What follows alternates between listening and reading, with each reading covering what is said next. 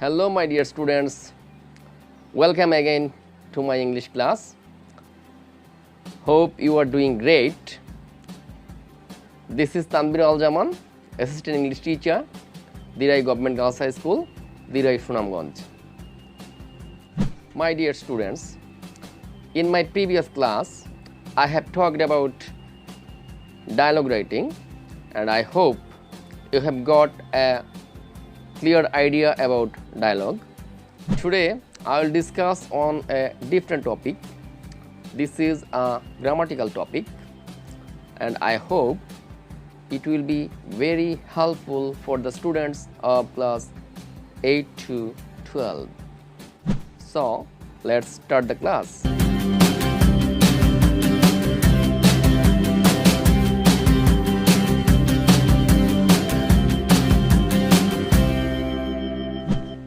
My dear students, look at the screen.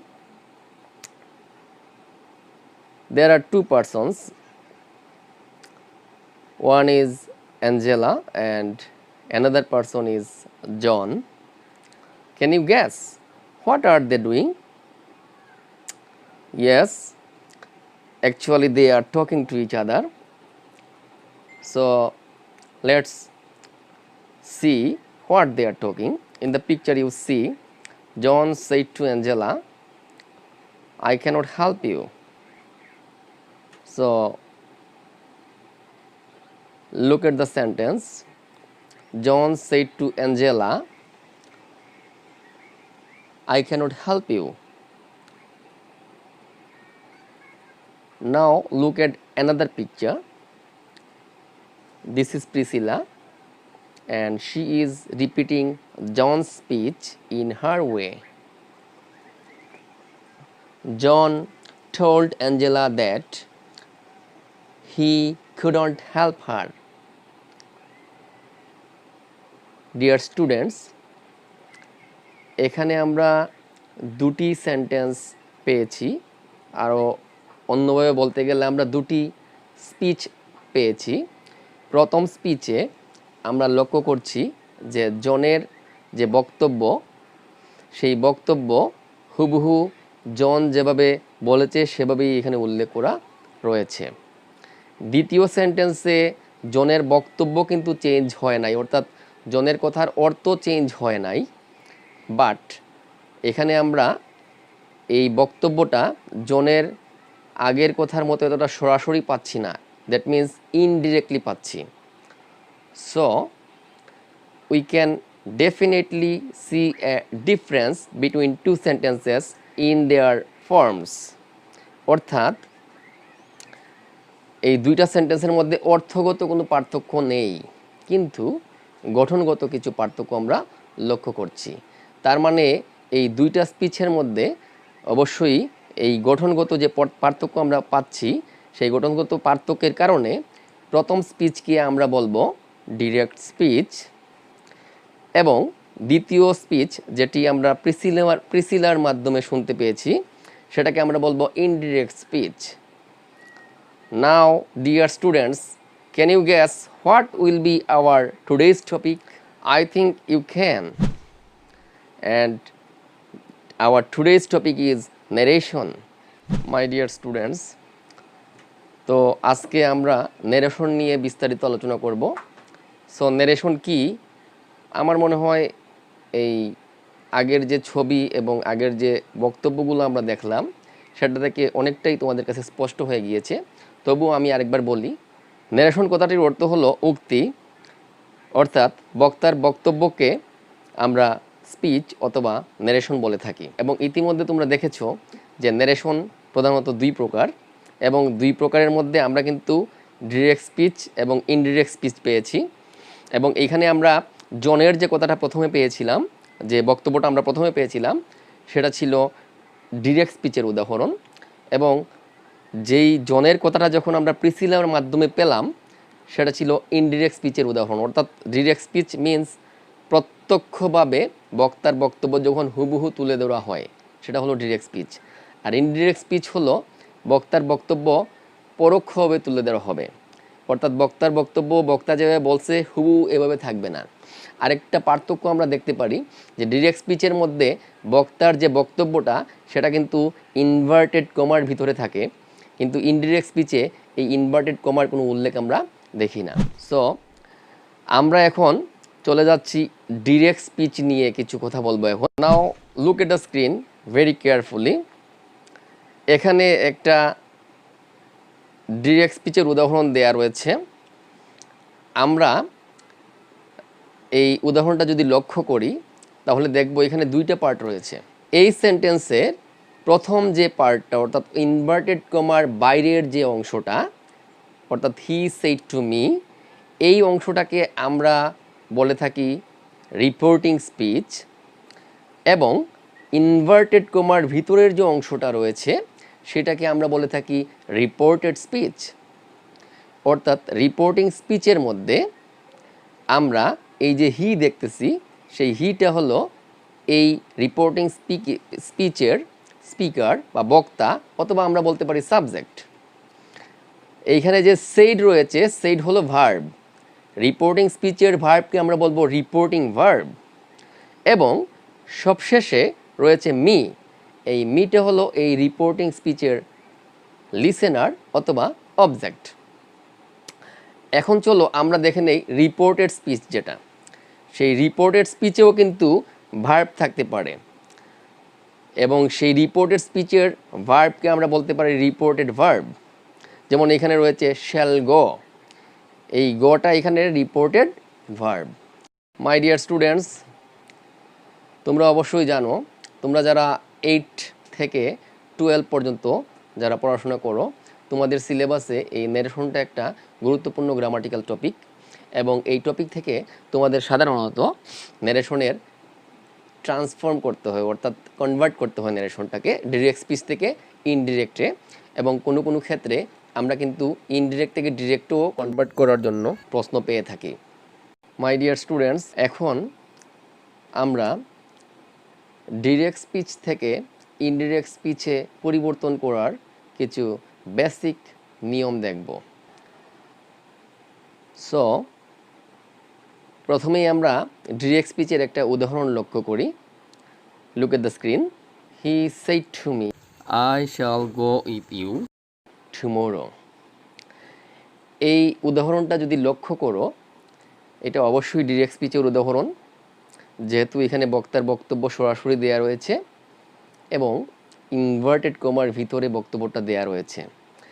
ভালো করে যদি খেয়াল করো, এখানে কিন্তু আমি তোমাদের বোঝার সুবিধার জন্য যেই যেই জায়গায় আমরা ডিরেক্ট স্পিচ থেকে ইনডিরেক্ট করার সময় পরিবর্তন করব, সেই সকল জায়গার বা সেই সকল ওয়ার্ডগুলোকে আমি ডিফারেন্ট কালার দিয়েছি।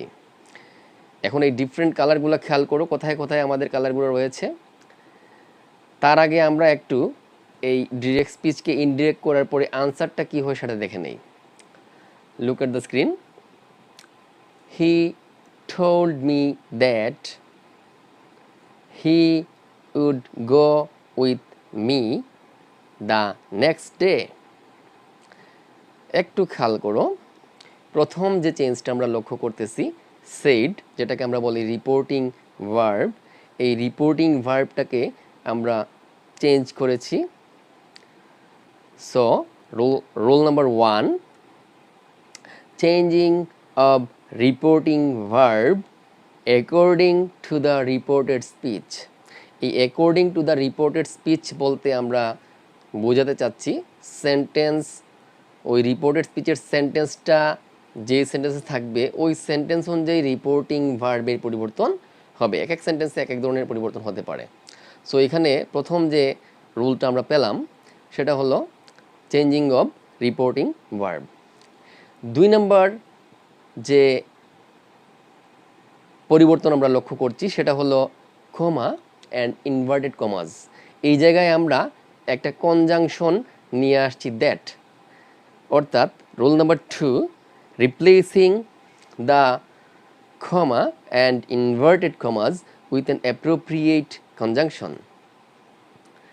রুল নাম্বার 3, খেয়াল করো, এখন আমরা ইনভার্টেড কমার ভিতরে আই এবং ইউকে পরিবর্তন করেছি সুতরাং 3 নম্বর রুল হলো চেঞ্জিং অব প্রোনাউন্স। এই আই এবং ইউ এগুলো হলো প্রোনাউন, এবং রিপোর্টেড স্পিচের ভিতরে এই প্রোনাউনগুলোকে আমরা পার্সন অনুযায়ী চেঞ্জ করে নেব। এখানে আমরা চেঞ্জ করে দিয়েছি। এটা নিয়ে আমরা বিস্তারিত আলোচনা করব, প্রত্যেকটা রুল নিয়ে আমরা বিস্তারিত আলোচনা করব। অ্যান্ড রুল নাম্বার 4, সেটা একটু লক্ষ্য করে দেখো।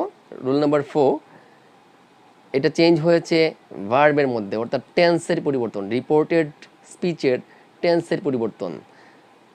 That means rule number 4, changing of verbs or tense. And the last one, সেটা পরিবর্তন হয়েছে টুমোরোতে। টুমোরো এটা হয়ে গিয়েছে দ্য নেক্সট ডে।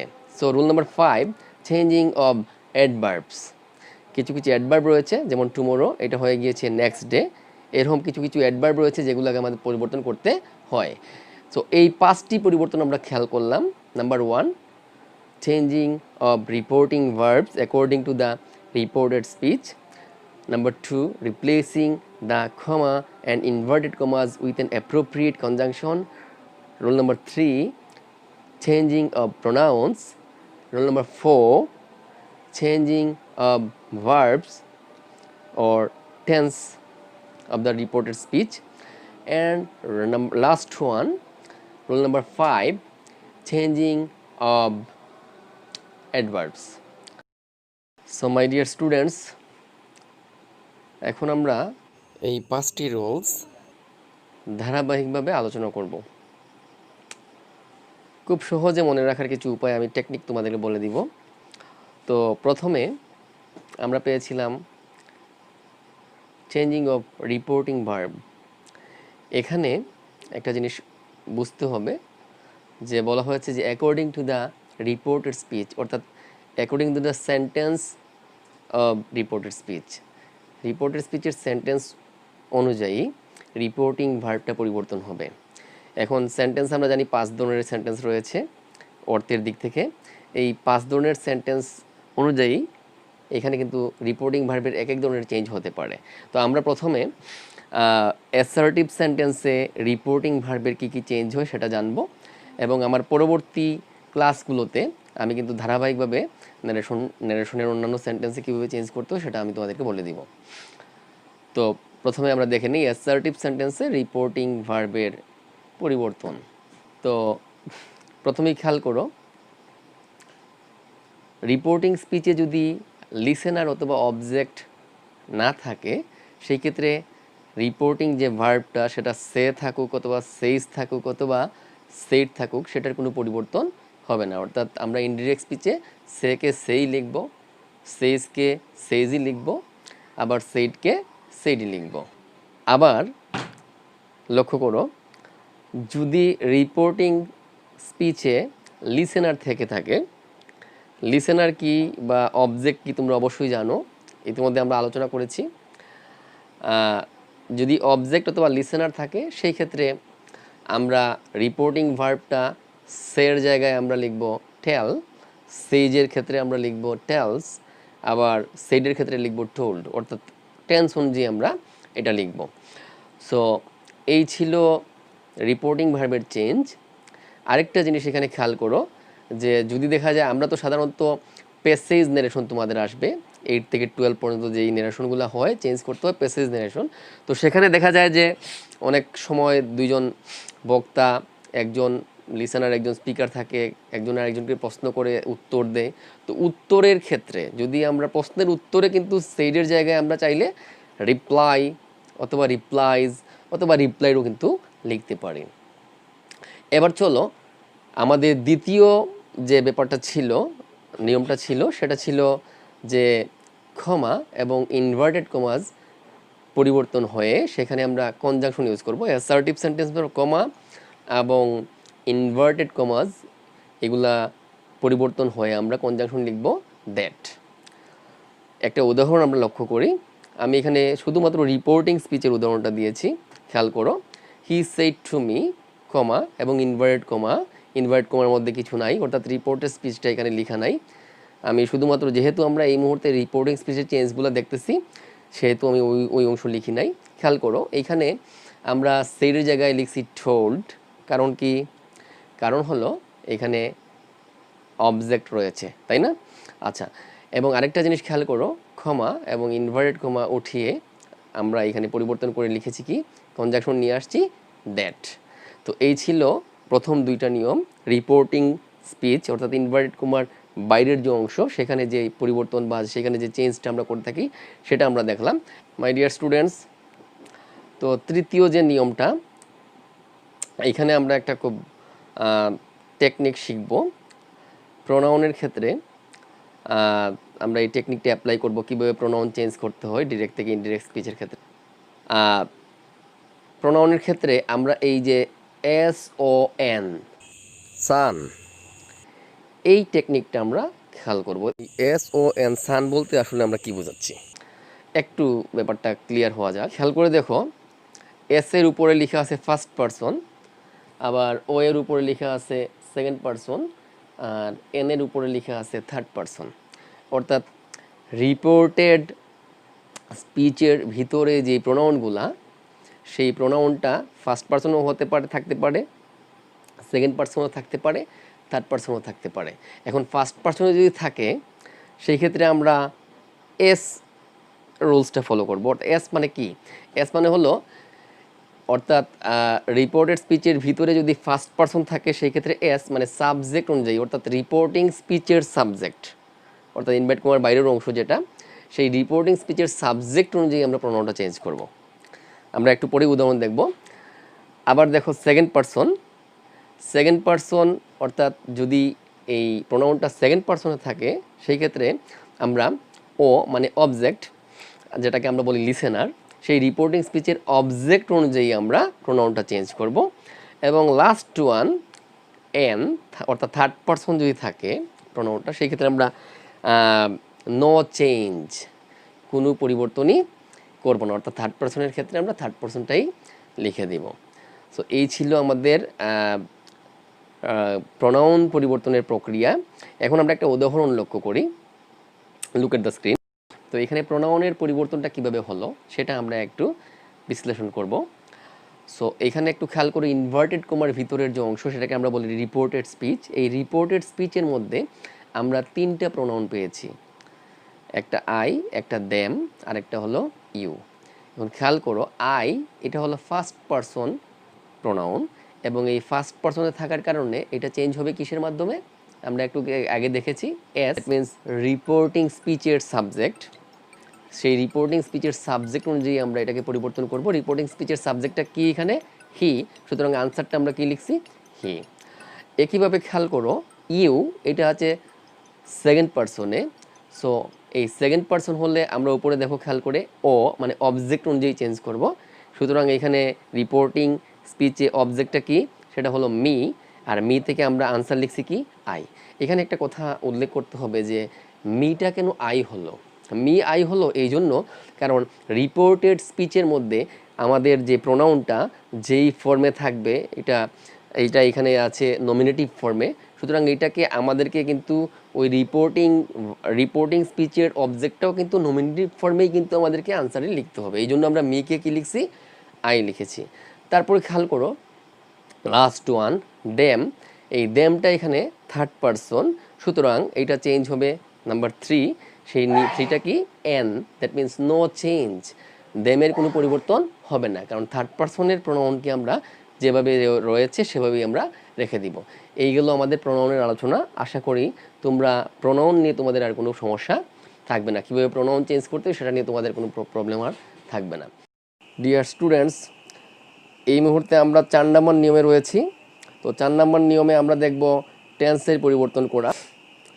এখানে একটা বিষয় উল্লেখযোগ্য, রিপোর্টিং ভার্বটি যদি পাস্ট সিম্পল টেন্সে থাকে তাহলেই আমরা এই টেন্সের পরিবর্তন করব। এবং কখন আমরা টেন্সের পরিবর্তন করতে পারবো না সেটা নিয়ে আমার পরবর্তী আলোচনাতে রয়েছে, সেটা আমরা একটু পরেই আলোচনা করতেছি। সো প্রথমে দেখে নেই এই রিপোর্টেড স্পিচের ভার্বের টেন্স আমরা কিভাবে পরিবর্তন করব। তো শুরুতেই দেখো এখানে খেয়াল করে যে প্রেজেন্ট থাকলে সেটাকে আমরা পাস্টে রূপান্তরিত করব করেসপন্ডিং, অর্থাৎ প্রেজেন্ট ইনডিফিনিট টেন্স থাকলে সেটা হয়ে যাবে past indefinite tense, present continuous থাকলে সেটা হয়ে যাবে পাস্ট কন্টিনিউয়াস টেন্স, এইভাবে চলবে। আবার খেয়াল করো, পাস্ট থাকলে সেটা হয়ে যাবে পাস্ট পারফেক্ট, অর্থাৎ পাস্ট ইনডিফিনিট থাকলে সেটা হয়ে যাবে পাস্ট পারফেক্ট, পাস্ট কন্টিনিউয়াস থাকলে সেটা হয়ে যাবে পাস্ট পারফেক্ট কন্টিনিউয়াস, এটা বোঝাচ্ছি আমরা। এবং লাস্ট ওয়ান যেটা, সেটা হলো পাস্ট পারফেক্ট থাকলে সেই ক্ষেত্রে এইটা পাস্ট পারফেক্টই থাকবে। আচ্ছা, এখন আসো এই টেন্সের ব্যাপারটা যারা মনে রাখতে পারো না তাদের জন্য আমার কাছে একটা শর্টকাট টেকনিক রয়েছে, সেই শর্টকাট টেকনিকটা আমরা ফলো করব। দেখে নিই একটু স্ক্রিনে। তো শর্টকাট টেকনিকটা কি, যেমন ভার্ব 1 থাকলে আমরা দিব ভার্ব 2, অর্থাৎ ভার্ব 1 মানে কি ভার্বের প্রেজেন্ট ফর্ম, সেটা থাকলে আমরা সেটাকে ভার্বের পাস্ট ফর্মে রূপান্তরিত করব। আবার যেমন এক্সাম্পল দেখতে পারি আমরা, প্লে ভার্ব 1 আছে, সেটাকে আমরা ভার্ব 2তে রূপান্তরিত করলে সেটা হয়ে যাবে প্লেড। একইভাবে ভার্ব 2তে থাকলে সেটা হয়ে যাবে হ্যাড প্লাস ভার্ব 3, অর্থাৎ পাস্ট ইনডিফিনিট টেন্স হয়ে যাবে পাস্ট পারফেক্ট টেন্স। যেমন এখানে খেয়াল করো, প্লেড ছিল, সেটা হয়ে গেছে আনসার হ্যাড প্লেড। একইভাবে 3 নাম্বার যে শর্টকাট নিয়মটা দেখতেছি আমরা, সেটা হলো যে হ্যাড প্লাস ভার্ব 3 থাকলে হ্যাড প্লাস ভার্ব 3 বসাতে হবে। যেমন এখানে হ্যাড প্লেড আছে, এটার আনসার হবে হ্যাড প্লেড। এখন এখানে এই রুলসটা ফলো করলে সুবিধা কি, সুবিধা অনেক। সেখানে এই 3টা জিনিস মাথায় রাখলেই আমাদের চলতেছে। এখন তোমাদের অনেকের প্রশ্ন থাকতে পারে যে স্যার কন্টিনিউয়াস টেন্সে আমরা কী করব, যেমন প্রেজেন্ট কন্টিনিউয়াস অথবা প্রেজেন্ট পারফেক্ট টেন্সে আমরা কী করব। যেমন একটা এক্সাম্পল খেয়াল করো যে হ্যাজ প্লেড আছে এখানে। তো হ্যাজ প্লেড থাকলে আমরা যদি হ্যাজকে ভার্ব 1 ধরে নেই, তাহলে নিয়ম অনুযায়ী আমরা ভার্ব 1 থাকলে কী হবে ভার্ব 2, তাহলে হ্যাজের জায়গায় হ্যাজের ভার্ব 2 কি হ্যাড, তাহলে আমরা আনসার লিখতে পারি হ্যাড প্লেড। প্লেটের জায়গায় প্লেট থাকলো, শুধুমাত্র আমরা হ্যাজের জায়গায় কী পরিবর্তন করলাম হ্যাড। এইভাবে ভার্ব 1 থাকলে ভার্ব 2, ভার্ব 2 থাকলে had plus verb 3, had plus verb 3 থাকলে নো চেঞ্জ। এই জিনিসটা সিম্পল জিনিসটা যদি তোমরা মাথায় রাখতে পারো, আমার মনে হয় না টেন্স পরিবর্তন করতে গেলে তোমাদের আর কোনো সমস্যা হবে। তো ডিয়ার স্টুডেন্টস, খেয়াল করে আরেকটা এক্সাম্পল, ইজ প্লেয়িং, এটা কন্টিনিউয়াস টেন্সে রয়েছে। তো ইজকে যদি আমরা ভার্ব 1 ধরে নেই, তো সেটার ভার্ব 2 কী হতে পারে ওয়াজ অথবা ওয়ার। তো পার্সন অনুযায়ী, সাবজেক্টের পার্সন অনুযায়ী আমরা এখানে ওয়াজ অথবা ওয়ার দিতে পারি। যেমন এটা ওয়াজ প্লেয়িং হতে পারে, আবার ওয়ার প্লেয়িংও হতে পারে যদি প্লুরাল নাম্বার হয় সাবজেক্টটা। তো এইভাবে আমরা এই শর্টকাট রুলস ফলো করে আমরা কিন্তু নেরেশনে টেন্সের পরিবর্তন করতে পারি। আরেকটা বিষয় খেয়াল করো, এখানে আমরা ফিউচার টেন্সের কথা কিন্তু এখানে লিখি নাই। তো ফিউচার টেন্সের ব্যাপারটা আমরা নিয়ে আসতে পারি মডাল অক্সিলিয়ারি ভার্বের চেঞ্জের মাধ্যমে। যেমন আমরা জানি ফিউচার টেন্সে সাধারণত শেল, উইল এগুলো বসে থাকে, মডাল অক্সিলিয়ারিগুলো সাধারণত আমরা ইউজ করতে পারি। যেমন এখানে খেয়াল করো, উইল অথবা শেলের ক্ষেত্রে আমরা আনসার ইউজ করব, আনসার লিখব উড, আবার মে থাকলে লিখব মাইট, ক্যান থাকলে লিখব কুড। মাস্টের ক্ষেত্রে আমরা হ্যাড টু লিখতে পারি। তবে এখানে একটা জিনিস লক্ষ্য রাখতে হবে যে মাস্ট অনেক সময় কিন্তু মাস্টের জায়গায় আমরা হ্যাড টু না লিখে মাস্টই লিখতে হবে। যেমন আমরা একটা এক্সাম্পল বলতে পারি যে উই মাস্ট ওবে আওয়ার প্যারেন্টস, এইখানে কিন্তু মাস্টের জায়গায় আমরা হ্যাড টু ইউজ করতে পারবো না। আমাদের বাবা মাকে আমাদের সম্মান করতে হবে, অবশ্যই করতে হবে। এই যে অবশ্যই করতে হবে, এটাকে যদি আমি হ্যাড টুতে নিয়ে যাই, তাহলে অর্থ দ্বারা কি আমাদেরকে আমাদের বাবা মাকে সম্মান করতে হতো। তো এটা তো এইভাবে করা যাবে না। তো এই ধরনের ক্ষেত্রে আমরা কি করব, মাস্ট কোনো চেঞ্জ করব না, মাস্টের জায়গায় মাস্ট ইউজ করব। তো এই গেল আমাদের টেন্সের পরিবর্তনগুলো। এখন আসো ইম্পর্টেন্ট আরেকটা জিনিস, যে কখন আমরা রিপোর্টেড ভার্বের টেন্সের পরিবর্তন করব না, এই রুলসগুলো একটু দেখে নেই। Number 1, if the reporting verb is given in the present or future tense, অর্থাৎ রিপোর্টিং ভার্বটি যদি প্রেজেন্ট অথবা ফিউচার টেন্সে থাকে, সেক্ষেত্রে আমরা কিন্তু রিপোর্টেড ভার্বের পরিবর্তন করতে পারবো না বা করব না। একটু এক্সাম্পল লক্ষ্য করো, the student সেইজ I am suffering from fever. এই এক্সাম্পলে খেয়াল করো রিপোর্টিং ভার্ব কোনটি, সেইজ। এই সেইজ ভার্বটি প্রেজেন্ট টেন্সে থাকার কারণে রিপোর্টেড ভার্ব ছিল কি এম, সেই এম এর জায়গায় কিন্তু আমরা টেন্সের পরিবর্তন করি নাই, অর্থাৎ এম এর জায়গায় কিন্তু আমরা ইজ লিখছি। এখানে পার্সন পরিবর্তন হওয়ার কারণে এম এর জায়গায় আমরা ইজ লিখছি, কিন্তু সেই ইজটা কিন্তু প্রেজেন্ট টেন্সেই রয়েছে। এমটাও প্রেজেন্ট টেন্সে, ইজটাও প্রেজেন্ট টেন্সে। কারণ কি, কারণ রিপোর্টিং ভার্বের টেন্সটা এখানে প্রেজেন্ট টেন্সেই আছে। Number 2, if the reported speech has universal truth, habitual fact অথবা পাস্ট হিস্টোরিক্যাল ফ্যাক্ট। যেমন the earth moves round the sun. এই ব্যাপারটা কিন্তু ইউনিভার্সাল ট্রুথ বা চিরন্তন সত্য। এক্ষেত্রে কিন্তু আমরা টেন্সের পরিবর্তন করব না। এইভাবে আমরা হ্যাবিচুয়াল ফ্যাক্ট অথবা পাস্ট হিস্টোরিক্যাল ফ্যাক্টের ক্ষেত্রেও আমরা টেন্সের পরিবর্তন করব না। And number 3, if the reported speech has proverb অর্থাৎ প্রবাদ বাক্য, then infinitive, that means to plus verb, would, should, could, might or must in some cases, এই সকল ভার্বের ক্ষেত্রে আমরা টেন্সের পরিবর্তন করব না। মাই ডিয়ার স্টুডেন্টস, আমরা ক্লাসের একেবারে শেষ পর্যায়ে চলে আসছি। Rule number 5, changing of adverbs. এখানে কিছু অ্যাডভার্ব রয়েছে, যেই অ্যাডভার্বগুলা কাছাকাছি অর্থে বসে এইগুলাকে আমরা দূরবর্তী অর্থে রূপান্তরিত করব। যেমন এখানে তোমরা দেখতে পাচ্ছ একটা লিস্ট দেয়া আছে, এই লিস্টটা তোমরা ফলো করবা। যেমন হেয়ার থাকলে আমরা দিব দেয়ার, টুডে থাকলে দিব দ্যাট ডে, টুমোরো থাকলে দিব দ্য নেক্সট ডে, ইয়েস্টারডে থাকলে দিব দ্য প্রিভিয়াস ডে। এই লিস্টটা আমরা ফলো করব। এই লিস্ট অনুযায়ী আমরা ডিরেক্ট স্পিচ থেকে ইনডিরেক্ট করার চেষ্টা করব। মাই ডিয়ার স্টুডেন্টস, এবার আমরা একটি এক্সারসাইজ করে নিব। এতক্ষণ আমরা যা শিখলাম সেটার প্রয়োগটা আমরা করে দেখি যে আমরা কতটুকু শিখতে পেরেছি। তোমরা আমার সাথে একটু চেষ্টা করো। Meera said to Suman, I wanted to help you yesterday. এই বাক্যে খেয়াল করো, মীরা হলো স্পিকার, সুমন হলো লিসেনার এবং সেড টু হলো রিপোর্টিং ভার্ব। এবং যেহেতু রিপোর্টেড স্পিচের ভিতরে এটা অ্যাসার্টিভ সেন্টেন্স, সুতরাং আমরা রিপোর্টিং ভার্ব সেডের জায়গায় আমরা বসাবো টোল্ড। এর কারণ হলো এই বাক্যে লিসেনার রয়েছে, এই জন্য আমরা এখানে আনসারে লিখছি মীরা টোল্ড সুমন। ক্ষমা এবং ইনভার্টেড কমা আমরা জানি 2 নম্বর রুলস অনুযায়ী ছিল যে এটাকে চেঞ্জ করতে হবে, সেই জন্য আমরা লিখেছি কনজাংশন নিয়ে আসছি দ্যাট। এবং এখানে 3 নম্বর যে জিনিসটা ছিল সেটা হলো প্রোনাউনের পরিবর্তন। তো প্রোনাউনের পরিবর্তন এখানে আমরা লক্ষ্য করতেছি যে আই ছিল, আইটা হলো ফার্স্ট পারসন, সুতরাং এটা চেঞ্জ হবে কার মাধ্যমে? রিপোর্টিং স্পিচের সাবজেক্টের মাধ্যমে বা স্পিকারের মাধ্যমে। এখানে স্পিকার হলো মীরা, সুতরাং মীরার প্রোনাউনটা হবে কি? শি। এই জন্য আমরা এখানে লিখেছি শি। এবং ওয়ান্টেড এখানে হলো মূল ভার্ব, এই ভার্বটা আছে ভার্ব 2-তে, এই জন্য আমরা এটাকে হেড প্লাস ভার্ব 3 করে দিব। আমাদের টেন্সের পরিবর্তন যেটা 4 নম্বর নিয়মের উপর পেয়েছি, টেন্সের পরিবর্তন ওয়ান্টেড হয়ে যাবে হেড ওয়ান্টেড। এবং আরেকটা প্রোনাউন এখানে রয়েছে, দেখো একটু খেয়াল করে, ইউ, এবং ইউটা আছে সেকেন্ড পারসনে, সুতরাং এটা পরিবর্তন হবে কার মাধ্যমে? লিসেনারের মাধ্যমে। লিসেনার এখানে কে? সুমন, সুতরাং সুমনের প্রোনাউন কি? হি। আর যেহেতু এইখানে এই ইউটা ছিল অবজেক্টিভ ফর্মে, সুতরাং এটাকে আমরা সুমনের প্রোনাউন হলো হি আর হি এর অবজেক্ট হলো হিম, আমরা এখানে লিখব হিম। আর একটু আগে আমরা দেখলাম যে 5 নম্বর রুলসে যে ইয়েস্টারডে থাকলে আমরা কি লিখব? The previous day.